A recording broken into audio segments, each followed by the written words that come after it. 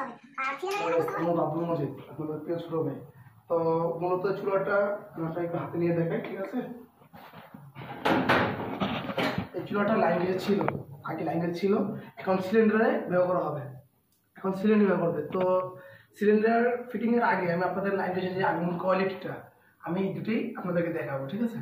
তারপরও সিলিন্ডার করতে গেলে কী কী প্রয়োজন হতে পারে, কী কী আপনার লাগবে, সবই কিন্তু আমি ডিটেলসগুলো দেওয়ার যারা আমার চ্যানেল নতুন সেটা আগুন কী পরিমাণ উঠতেছে আপনি দেখতে পাচ্ছেন।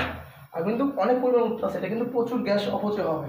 আর সিলিন্ডারের আগুনটা হবে এটা কিন্তু এই যে একটু গরম হয়ে গেছে, একটু তো চাপতে বোতল গ্যাসে। তো এই নজরগুলো চেঞ্জ করে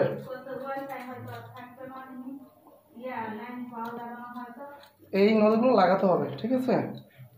সিলিন্ডার গ্যাসের করতে গেলে এই নজরগুলো লাগাতে হবে। আপনাদেরকে খুলে দেখাচ্ছি যে ঢালে দিয়ে।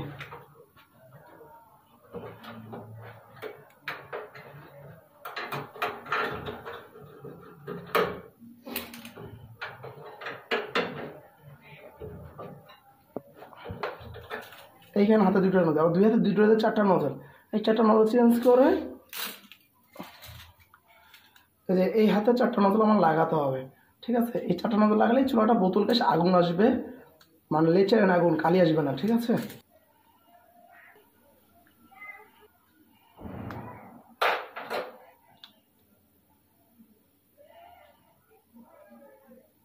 এটাকে ঠিক দেওয়ার পর এই চারপাশে কিন্তু আপনার ছিদ্র আছে, এটাকে বলো অক্সিজেন ছিদ্র। এই অক্সিজেন ছিদ্রটা কিন্তু এই সময় বলক হয়ে যায়, তখন কিন্তু কালি আসছে, ঠিক আছে? এটাকে অবশ্যই আপনি ক্লিয়ার করে নেবেন। আর এই উপরে ছিটে ভরে গেলে কিন্তু গ্যাসটা বের হবে না, এই জন্য এটাকে ঘষে এভাবে ঘষে ছিদ্রটা ক্লিয়ার করে গ্যাস আসে। এটা একটা করেছি আমি। আর এটাকেও অবশ্যই ফিল সমান করে নেবেন, ঠিক আছে? এটা কিন্তু ভরে গেছে, এটাকেও হাতের মাধ্যমে সমান করে নিতে হবে। আর এটাও যে প্রথমে বলছি ছিদ্র করা যেটা, এটা বসবে এই পাশের, এই যে এই পাশে ফিটিং হবে ছিদ্র করাটা, ছিদ্র। আর যেটা প্লেন ছিদ্র ছাড়া এটা হবে সোজা, অপারেশন করে ফেলবেন। আর এটাকে প্রথমে বলছি কিন্তু কিলারটা হবে সমান, জুম কর। তারপর এদিকে এই পাশেরটা, আর প্লেনটা হবে সোজা, ছিদ্রটা হবে ভিতরে। তো সেম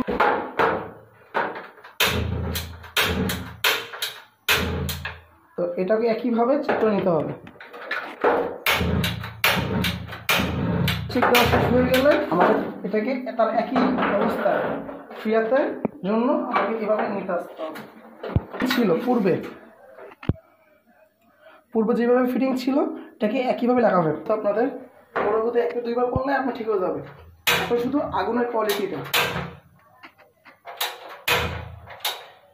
এখানে আপনাকে একটা জিনিস দেখেন, এই যে এখানে আসেন, এখানে কিন্তু আমার ঠিক মতো টাইট দেওয়া হয় নাই, দেখতে পাচ্ছেন? এটা কিন্তু অবশ্যই খেয়াল করে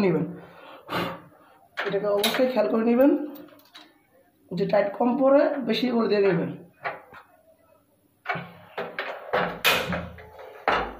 একে কিন্তু আগুনে ধরতেছে না, ঠিক আছে?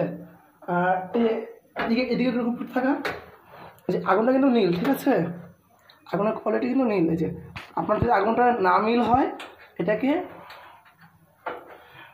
আগুনটাকে যে মিল করার জন্য এখানে আপনার আলাদাভাবে যে এখানে কিন্তু আগুনটা মিলছে না, ঠিক আছে? আগুনটা কিন্তু মিলছে না, তো মিলার জন্য আপনি এখানে আলাদাভাবে অক্সিজেন পাবেন। যে অক্সিজেন এটাকে গ্যাপ অনুযায়ী একটু এখানে 3টা ফুটা গুনে আপনি বসে দিবেন, 3টা ফুটা।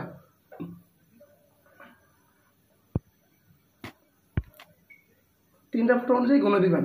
আর এই একইভাবে যে ওইখানে কোনো সমস্যা হয় একইভাবে ওইটাকেও এভাবে আপনি মিলাবেন।